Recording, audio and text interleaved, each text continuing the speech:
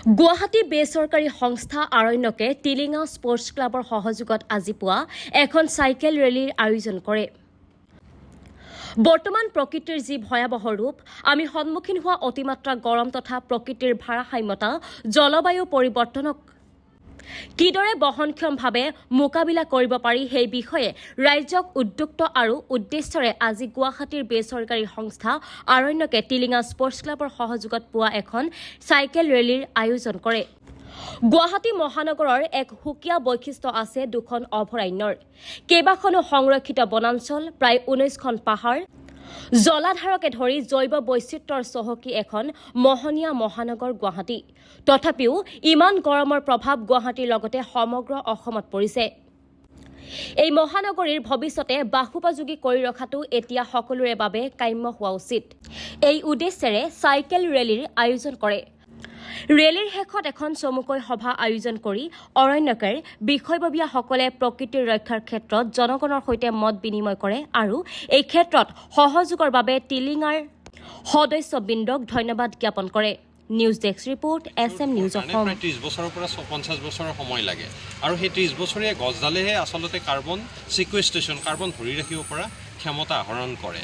গতিকে এইটো কথাও দৰকাৰ, আমাৰ যিখিনি পুৰণা গছ গছনি আছে আমি কেনেকৈ সেইখিনি সংৰক্ষণ কৰিব পাৰোঁ আৰু তাৰ লগে লগে আমি যিবিলাকত গছ নাই তাত আমি কেনেকৈ আকৌ গছ ৰুই পেলাই আৰু আমাৰ ভৱিষ্যত প্ৰজন্মক আমি সুৰক্ষিত কৰিব পাৰোঁ তাৰ বিষয়েও কিন্তু আমি অকণমান চিন্তা চৰ্চা কৰা দৰকাৰ। গুৱাহাটী এখন ইউনিক চহৰ, এনেকুৱা চহৰ পৃথিৱীত আচলতে পাবলৈ কম, যদিও তেনেকৈ সমীক্ষা মোৰ হাতত নাই। ইয়াত আমাৰ 7খনকৈ ৰিজাৰ্ভ ফৰেষ্ট, 2খনকৈ ৱাইল্ড লাইফ চেঞ্চুৰী, 19 হিলক্স পাহাৰ বা আমাৰ টিলা আছে, আমাৰ ইয়াত ৱেটলেণ্ডবিলাক আছে। তাৰপিছত গুৱাহাটীত ইমান বেছি উৎকট গৰম হ'ব নালাগিছিল বা অসমতো এনেকুৱা হ'ব নালাগিছিল, এখন এনেকুৱা সেউজীয়া আৱৰণ থকা এখন ৰাজ্য। তো এনেকুৱা এটা পৰিস্থিতিত আমি যাতে মোকাবিলা আৰু ভৱিষ্যতে আমাৰ পূৰ্বপুৰুষসকলে, আমাৰ ককা দেউতাসকলে যিটো ধৰণে পৰিৱেশত বাস কৰিছিলে, আমি এতিয়া তাতকৈ এটা সম্পূৰ্ণ বিপৰীত পৰিৱেশ, এটা বেছি গৰম উষ্ণ পৰিৱেশত বাস কৰিব লগা হৈছে। ঋতুবিলাকৰ পৰিৱৰ্তন হৈ গৈছে, জলবায়ু পৰিৱৰ্তনৰ কথাবোৰ এতিয়া প্ৰত্যেকজন মানুহে অনুভৱ কৰিছে। আৰু আমি গুৱাহাটীৰ দৰে যিবিলাক ঠাইত মহানগৰবিলাকত যি বাস কৰি আছোঁ, আমাৰ আৰু হয়তো কিছু বছৰ পিছত বসবাসৰ অনুপযোগী এখন চহৰৰ পিনে গৈ আছোঁ নেকি, তেনেকুৱা এটা মুহূৰ্তত আমি ভাবিছোঁ যে গোটেইবোৰ ৰাইজে আমি যদি সজাগ নহওঁ, অকল ৰাইজ সজাগ হ'লেই নহ'ব, লগত চৰকাৰৰ প্ৰশাসনো সজাগ হ'ব লাগিব যে আমি যাতে একেলগে এই পৰিৱেশটোৰ মোকাবিলা কৰিব পাৰোঁ, তাৰ কাৰণে সাজু হোৱা উচিত।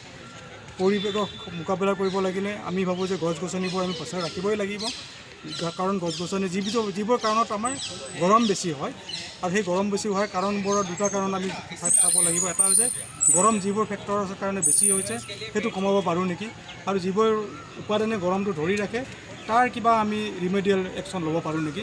তাৰ কাৰণে আমি সহজতে কৰিব পৰা দুটা কাম, এটা হৈছে সেউজীয়া আৱৰণ, গছ গছনি বৃদ্ধি কৰিব লাগিব।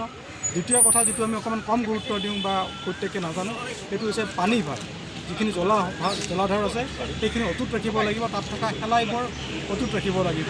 শেলাইবোৰে গছ গছনিতকৈ কমেও 4 গুণ বেছি কাৰ্বন শোষণ কৰিব পাৰে। এইবোৰ পৰিৱেশ যদি আমি ৰাখোঁ তেতিয়াহ'লে মই ভাবোঁ যে আমি এইখন বসবাসৰ কাৰণে উপযোগী কৰি ৰাখিব পাৰিম। এইটো আমাৰ দায়িত্ব আৰু আমাৰ চৰকাৰৰ ওচৰতো এইটো অনুৰোধ, যাতে এনেকুৱা এটা বহনক্ষম পৰিৱেশৰ কাৰণে চৰকাৰে উদ্যোগ লয়। আমি গোটেইবোৰ আছোঁৱেই, আমাৰ দৰে বেচৰকাৰী অনুষ্ঠানবোৰ আছে, স্বেচ্ছাসেৱকবোৰ আছে, টিলিঙাৰ দৰে এনেকুৱা অজস্ৰ অনুষ্ঠান আগবাঢ়ি আহিছে। গতিকে আমি এনেকৈ এটা মুভমেণ্টৰ কাৰণে আগবাঢ়ি আহিছোঁ, বিচাৰিছোঁ যে চৰকাৰ, ৰাইজ, সাধাৰণ মানুহ চবেই মিলি আমি এটা পৰিৱেশৰ কাৰণে, বহনক্ষম পৰিৱেশৰ কাৰণে আগবাঢ়ি যাব পাৰিম আৰু উৎকট গৰমৰ পৰা অন্ততঃ আমি আমাৰ নিজে ৰক্ষা পাম, আমাৰ ভৱিষ্যত প্ৰজন্ম হয়তো ৰক্ষা পাব পাৰিম।